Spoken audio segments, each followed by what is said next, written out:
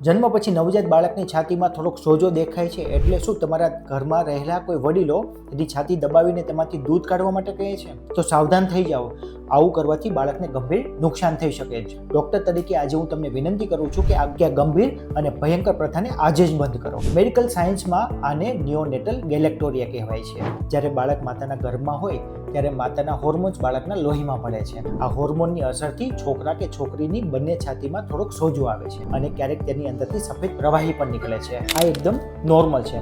પરંતુ જ્યારે તમે તેને દબાવીને કાઢવાનો પ્રયાસ કરો ત્યારે તમારા હાથમાં રહેલા બેક્ટેરિયા બાળકની છાતીની નળીઓમાં પ્રવેશે છે.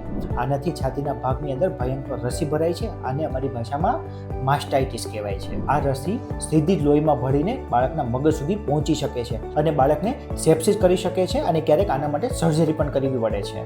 એટલા માટે જ આ બાળકને આમનામ છોડી દો. કુદરતી રીતે 1 થી 2 અઠવાડિયામાં સોજો જાતે જ ગાયબ થઈ જશે અને બાળકના કોઈ પણ અંગ સાથે કોઈ બળજબરી નહીં કરો. એટલા માટે અંધશ્રદ્ધા છોડો અને તમારા બાળકના ડૉક્ટરનો સંપર્ક અચૂક કરો.